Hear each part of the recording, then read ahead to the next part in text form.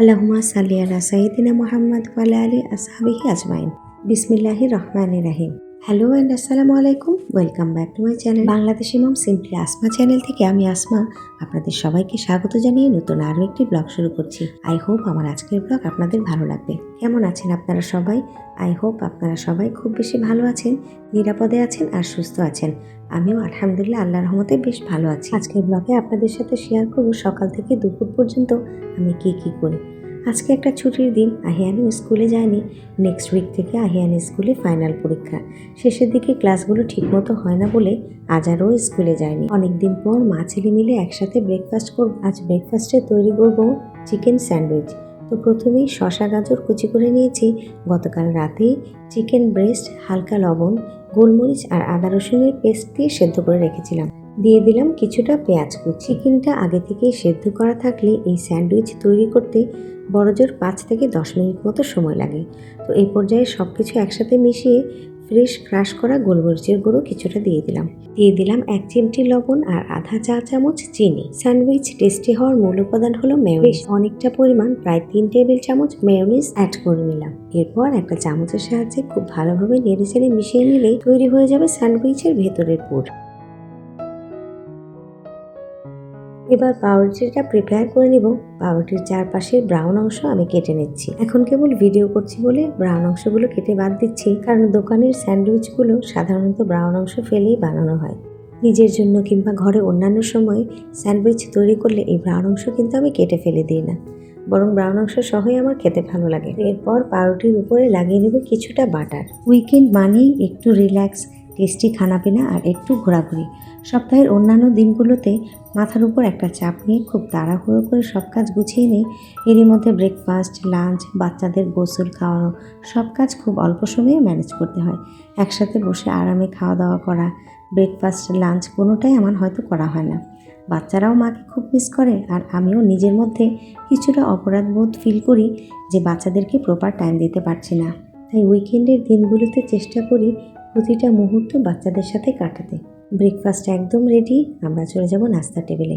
আহিয়ান রং চা আর কফি খেতে খুব ভালোবাসে। বাচ্চাদের জন্য রেগুলারলি কফি খাওয়াটা খুব হেলদি নয়, তাই আজ বানাবো হার্বাল টি, যেটা একই সাথে টেস্টি আর হেলদি তো বটে। তো তার জন্য কিছু ইনগ্রেডিয়েন্টস আমি নিয়ে নিয়েছি, যার মধ্যে আছে কিছুটা স্যাফরন, শুকনো গোলাপের পাপড়ি, কিছুটা আদা কুচি, একটা তেজপাতা, 2টা এলাচ, 2 টুকরো দারচিনি, 2টো লবঙ্গ, কিছুটা শুকনো পুদিনা পাতা বা মিন্ট লিফ, শেষমেশ দিয়ে দিলাম 1 চা চামচ চায়ের পাতা। ব্যাস, এগুলোই আমার চায়ের উপাদান। এখন এগুলোকে কেতলিতে দিয়ে কিছুক্ষণের জন্য জাল করে নেব। চুলায় কেতলিতে চায়ের পানি আগেই বসে রেখেছিলাম। চা জাল হতে হতে সারা ঘরময় দারুণ একটা অ্যারোমা ছড়াচ্ছে। এই আয়ুর্বেদিক বা হার্বাল চাটা not only healthy but also রিফ্রেশিংও। আমার মতো কোন কোন আপু আছেন চা বা কফি ছাড়া যাদের জীবন একদম কালা, তারা এই রেসিপিটা একদিন ট্রাই করতে পারেন। আর রেসিপি ট্রাই করলে সেটা অবশ্যই আমার কমেন্ট বক্সে জানাতে ভুলবেন না। যেহেতু হার্বাল টি, তাই কোনো রকম সুগার নয়। দিয়ে দিলাম 1 চামচ হানি, সেই সাথে স্লাইস করা লেবু। এখন আমরা মা ছেলেতে বসে ব্রেকফাস্ট করে নেব। এর সাথে হবে কিছু গল্প, কিছু আড্ডা।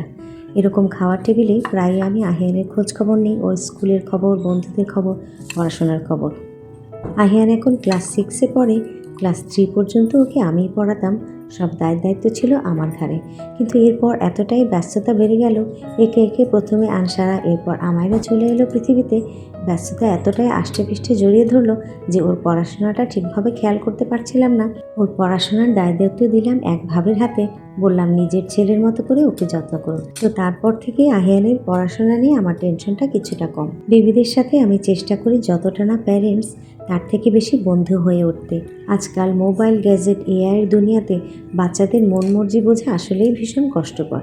তারপরও আমাদের চেষ্টা করা উচিত বাচ্চাদের সাথে সবসময় বন্ধুর মতো আচরণ করতে, যাতে কোনোভাবেই প্যারেন্টসের সাথে বাচ্চাদের দূরত্ব তৈরি না হয়। তো এনিওয়ে, ইদানিং খুবই বদ অভ্যাসের পাল্লায় পড়েছি আমি। সকালে নাস্তার পর কিংবা দুপুরে লাঞ্চের পর একটু করে মিষ্টি আমার খেতে ইচ্ছে করে। যেমন আজকে নিয়ে বসেছি এই দারুণ চকলেটটা। এটা এতটাই টেস্টি, মুখে দেওয়ার সাথে সাথেই মেল্ট হয়ে যায়। তো এরই মাঝে আমার ছোট্ট 2 বুড়ি উঠে গিয়েছে, তাদেরকে ফ্রেশ করিয়ে ব্রেকফাস্টও করিয়ে দিয়েছি। এই করতে করতেই দুপুরে রান্নার সময় হয়ে গিয়েছে। চলে এসেছি আবারও কিচেনে। দুপুরে তৈরি করব ল্যাটকা খিচুড়ি। তো তার জন্য 2 রকমের চাল, 1 কাপ ভাতের চাল, 1 কাপ চিনি গুঁড়া চাল আমি নিয়ে নিয়েছি। এরপর খুব ভালোভাবে চালগুলো ধুয়ে আধা ঘন্টার জন্য ভিজিয়ে রাখবো। এর সাথে ভিজিয়ে দিয়েছি প্রায় 1 কাপ পরিমাণ মুগ ডাল। বেশ কয়েকদিন ধরেই ক্রেভিং হচ্ছিল ল্যাটকা খিচুড়ি খাবো, তো ভাবলাম আজ বানিয়ে ফেলি দুপুরে। সাথে যদি গরু মাংস ভুনা থাকে তাহলে তো আর কোনো কথাই নেই। তো ফ্রিজ খুলে দেখলাম ফ্রিজে কোনো গরু মাংস নেই, আছে শুধু চিকেন। একদিন আগেই চিকেন খাওয়া হয়েছে, তাই চিকেনটাও বাদ। খিচুড়ির সাথে ক্রিস্পি বেগুন ভাজা, ডিম ভাজা কিন্তু দারুণ যায়। বেগুনগুলো কেটে নেওয়ার পর এর সাথে কিছুটা লবণ, হলুদ, মরিচ মাখিয়ে নিচ্ছি।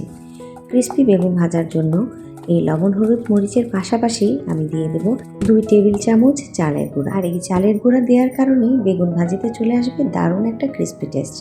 আর বেগুনগুলো কিছুক্ষণ আগে থেকে মশলা মেখে রেখে দিলে ভাজতে তেলের পরিমাণও কিছুটা কম লাগে।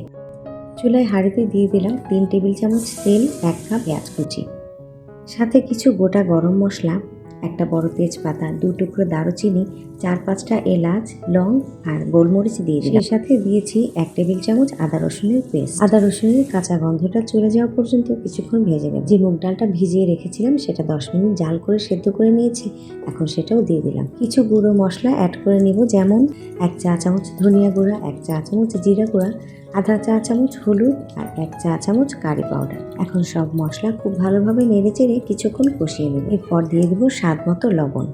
সবসময় চেষ্টা করি খুব কম মশলায় রান্না করতে, কারণ বেবিরা খুব বেশি মশলা দিলে একদমই খেতে পারে না, আর আমি নিজেও খুব একটা ঝাল খেতে পছন্দ করি না সেই ছোটোবেলা থেকে। খুব কম মশলায় রান্না করি বলে যে রান্নার স্বাদ কম হয় সেটা কিন্তু নয়, বরং কম মশলায় রান্না করলে সেটা আমাদের জন্য হেলদি। বরং খিচুড়ির চালগুলোর পানি ঝরিয়ে দিয়ে দিলাম।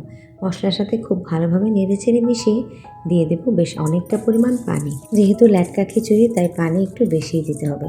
প্রথমটায় আমি 6 কাপ পানি অ্যাড করেছিলাম, এরপর আরও কিছু পানি আমি অ্যাড করে নেব পরে। পানি দেওয়ার পর আমি লবণটা একটু টেস্ট করে নিয়ে যতটা পরিমাণ দরকার আমি অ্যাড করে দিয়েছি।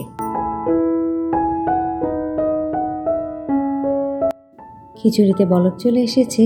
4-5টা কাঁচামরিচ মুখটা কিছুটা ভেঙে দিয়ে দিলাম, আর দিয়ে দিলাম প্রায় 1 মুঠ পরিমাণ ধনেপাতা। পাশের চুলায় বেগুন ভাজার জন্য প্যানে কিছুটা তেল আর 1 টেবিল চামচ ঘি দিয়ে দিলাম। বেগুন ভাজি কিংবা ভর্তাতে ঘিয়ের ফ্লেভারটা আমার কাছে দারুণ লাগে। খিচুড়িতেও দিয়ে দিলাম 1 টেবিল চামচ ঘি, আরও 1 চামচ শেষে দিয়ে দিব, এতে করে খিচুড়ির ফ্লেভারটা দারুণ পাওয়া যাবে। খিচুড়িটা প্রায় হয়ে এসেছে। যেহেতু ল্যাটকা খিচুড়ি তাই ল্যাটকামিটা কিছু বাড়ানোর জন্য এবার ডাল ঘুটনি দিয়ে দিলাম বেশ কয়েকটা ঘুটা। এরপর শেষমেশ আরও 1 চামচ ঘি অ্যাড করে ঢাকনা দিয়ে রেখে দেবো প্রায় মিনিট 5।